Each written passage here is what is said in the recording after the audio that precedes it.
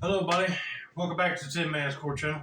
I'm your host, Jeffrey Tin Man Taylor, and today I'll be reacting to my second scary storyteller channel for you all. And this one is Dark Reality.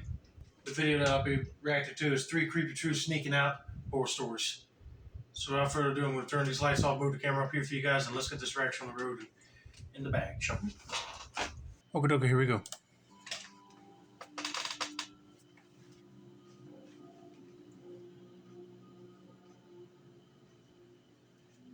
I was home from boarding school with a few friends of mine, all female, around 16 at the time. My parents are very strict, which, looking back, I love them for. And so, simply for the sake of some excitement, my friends and I decided to sneak out one night. I lived in a small beach suburb of a small town, and it was a Tuesday night, so there really was no reason to sneak out. Yeah, because you could just told your parents where you were going and see if they'll allow you to go, because you're sneaking out and they found out you're not in your room. They're going to be trying to call you to figure out where you're at, or they're going to get mad at you when you come home. But let's just continue with the story and see what happens next. But we decided it would be fun to go and spend the night sitting on the beach, drinking and talking, and refusing to accept that the summer holidays were almost over. To get out of my house unseen, we had to take the fly screen out of my bedroom window and climb out onto the garage roof, which was dangerously slanted. We walked across the garage roof and then jumped down into the bushes of the neighbor's yard, and then we were free.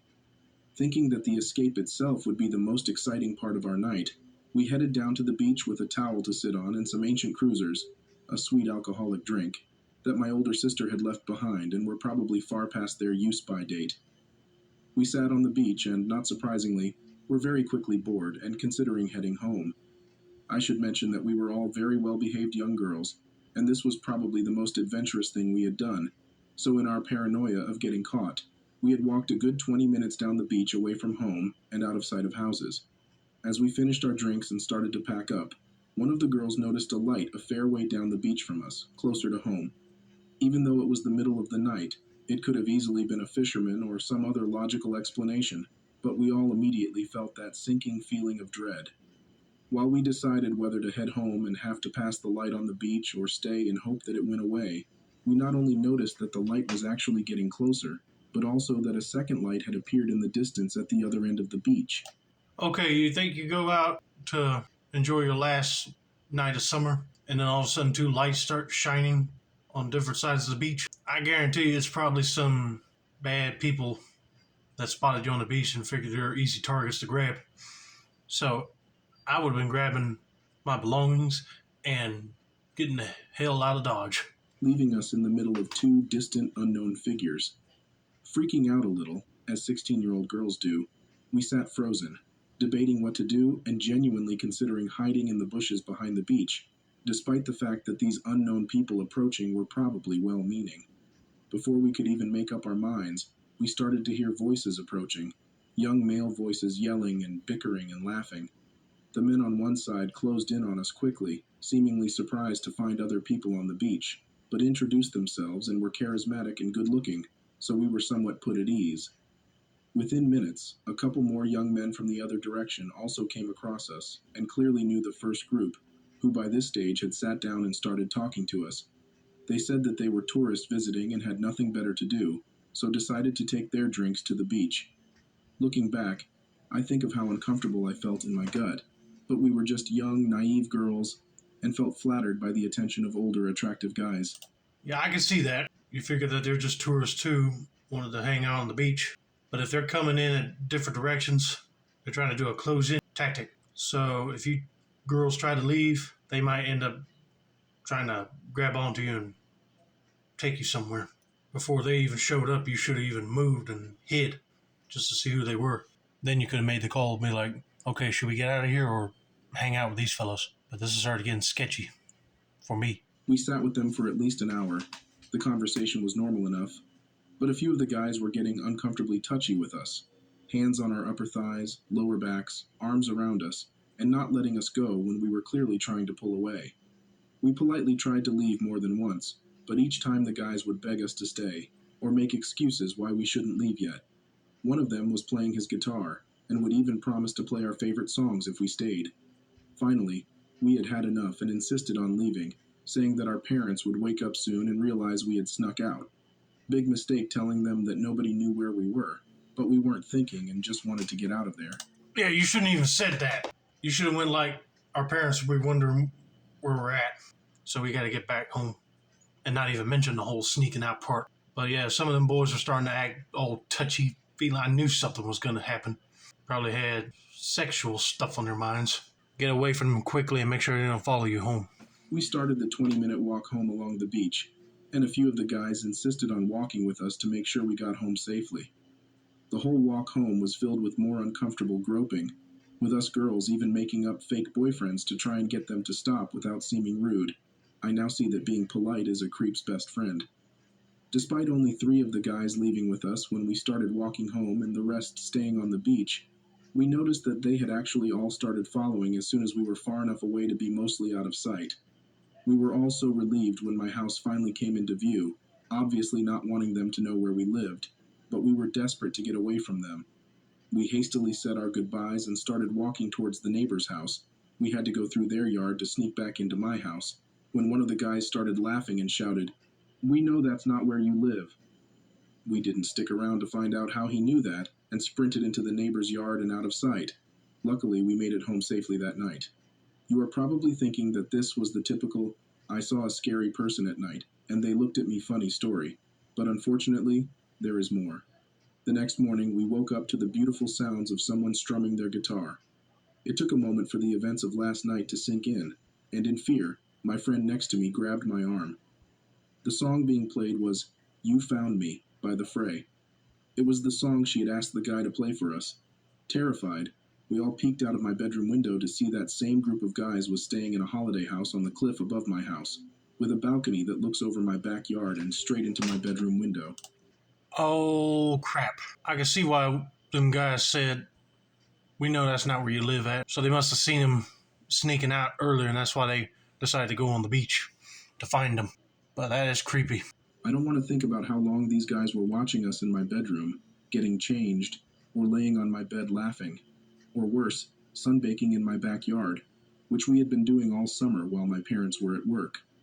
As much as I wish it was a coincidence that night on the beach, I can only imagine them drinking beers on their balcony while they watched us sneak across the roof, and then deciding to follow and search for us on the beach. Why else would they split up and comb the beach from opposite ends? Exactly. That would be kind of disturbing, just to imagine them staring at you while you're sunbathing in the backyard or changing clothes in your room.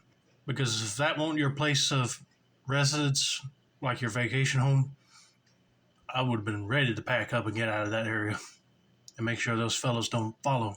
But I'm just glad them girls made it out of there. So let's get to story number 2.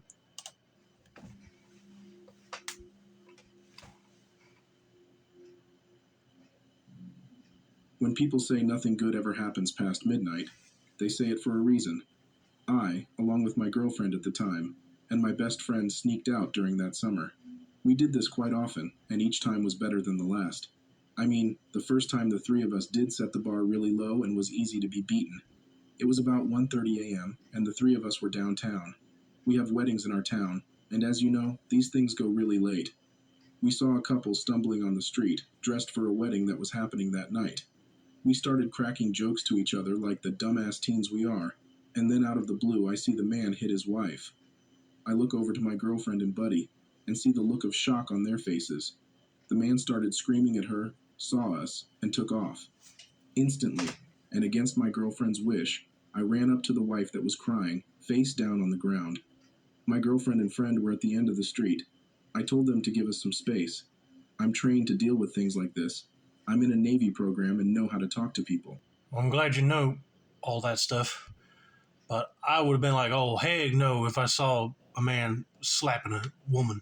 I would try to fight him and get him down on the ground until you get cops over there to get him arrested for abusing his spouse. She was clearly very, very intoxicated and could hardly talk. I was able to calm her down and asked her what her name was, where was she from, where is she staying, etc. This conversation went on for about 15 minutes, and by now my group had caught up with me and, like I asked, was giving me space to do my thing. She told me where she was staying, but told me she didn't know how to get there and that she was from out of town. I told her not to worry and that everything would be okay. I helped her up and started to walk to where she was staying. It was about quarter-mile away, and when someone has a very difficult time walking, it takes a long time just to go 20 feet. Nonetheless, I knew this was the right thing to do and wanted to help. Coincidentally, the police station was right across the street, and thank God for this. I usually check my back when we go out at night because there are some pretty weird people where I live, and I was lucky that I was being that cautious. I turned around to see a man, tall in stature, incredibly muscular, and angry behind us and my friends. I turned to the woman and asked if that was her husband, to which she started trembling and was able to mutter, "Yes." I told my friends to get away from us because I knew things were going to get bad. They went to the other side of the street, and I could tell they were scared for me. My buddy had his phone out, ready to call 911, and my girlfriend was shaking. Then this guy was on me and his wife. He was screaming at me for having the audacity to help her and for being near his wife. The entire time I was occasionally glancing down at his hands when they weren't in my face. The audacity for helping his wife. I mean, he had every right to help her because you were not a man to treat her with respect. And since she was drunk, you really had to slap her. But if you're close to that police station, just run right in there and let them know what's happening. Because if he gets any closer, it's about to go down. To make sure they weren't in fists. I never said anything to try to start more of an argument. Only things like, "Sir, you need to step away from me," and "You need to calm down. The police station is just across the street." Things that you would say to avoid getting the shit beaten out of you. I'm a tall guy, I'm 6 feet 2, and feel like I am not someone people want to mess with. But I'm under 18. This guy was probably in his early 30s, about 6 feet 4 and 100% muscle. Very, very scary man. I looked down, saw his hands in a fist, and stepped back quickly, keeping his wife behind me. This wasn't smart. Standing in between a drunken man and his wife is a big, big no-no. I mouthed to my friend, "Get the police right now." And he turned around and sped the other way. The police didn't notice me doing this, so I figured I was good. The police answered my buddy, and he was pointing over to us, but they didn't come out. It took them about 5 minutes to come out, and by then, the guy fled. I told them what happened, and they sent out a search team for this guy. Turns out he was hiding on the road we were on just a little down the way. The police took the woman and escorted her back to where she was staying, and kept the man in the station for the night. They thanked me for what I did, and told my friends and me that we should go home. We agreed, as youth does, and went on our way. 5 minutes? They could have just come right out right then and go tackle that guy down on the ground, or get their handcuffs out quickly and tell him to get away from him. But I figured if he had too much to drink, he would be the type of person that would be a lot more angrier than his wife would. And since he's like 6'4", got a lot of muscle, I feel like he could get his way all the time. Well, I know that he's gonna feel like a a-hole after he sobers up in jail. I'm just glad these young kids did the right thing and got her away from this dude and got the police to take her back to where she was staying at, and they went back to what they were doing. Because if you see a man assault his wife, usually you don't want to get involved with it, but if it's severe to where he's not only verbally abusive, but slaps her down to the ground, I'll be like, "Okay, buddy, back away from her right now." I'm just glad this guy did not decide to go fist first on them young kids and made it out of there safe and sound. The moral of this story is, if you see someone who needs help, help them. Exactly. It is up to you. Be the hero they need. I agree.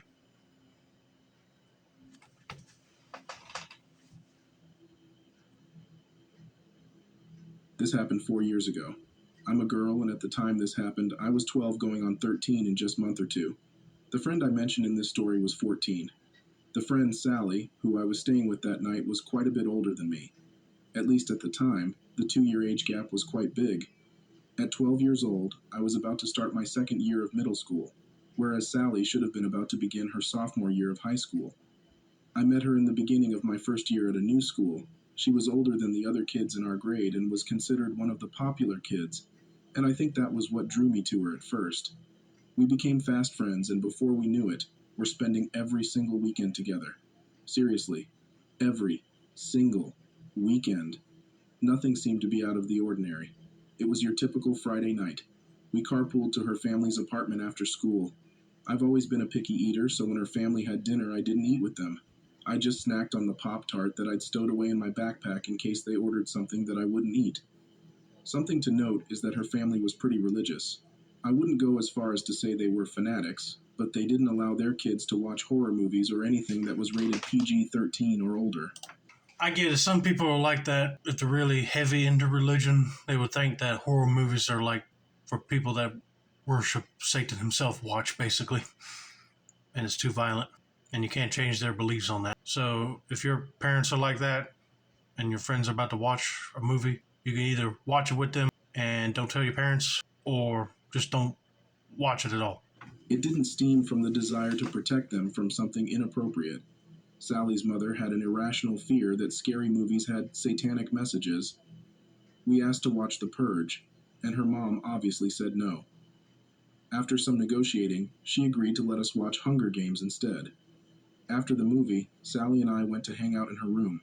She put on some music, and being the age we were, we gave each other makeovers. By the end of it, we were looking much older than just 12 and 14. This part of the night is when things started to seem off to me. Sally wasn't the most positive influence. Despite being my best friend at the time, she was manipulative and got off on putting me down.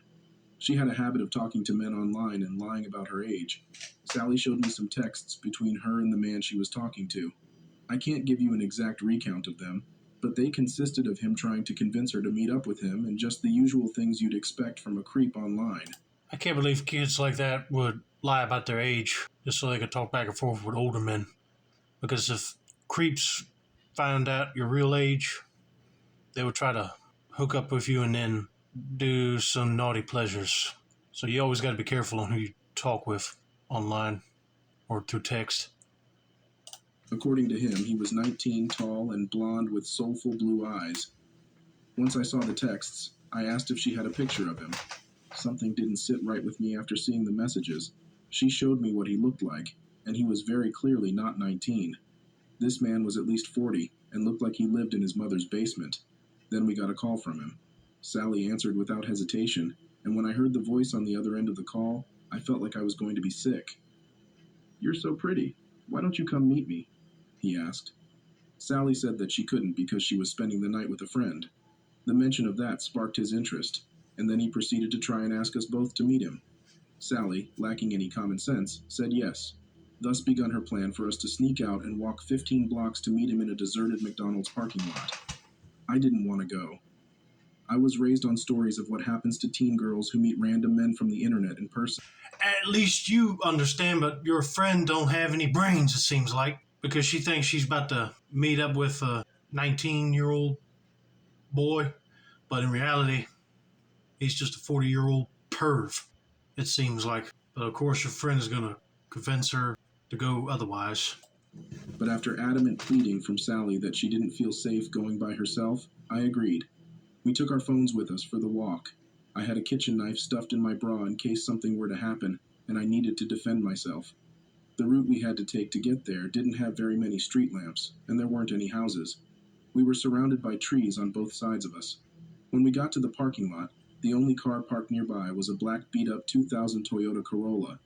The car was still running when we got there, and from what we could tell, there was more than one person inside. The man from the picture got out of the front passenger seat and left the door open behind him before approaching us. I turned my flash on so I could see, and he was obviously on something.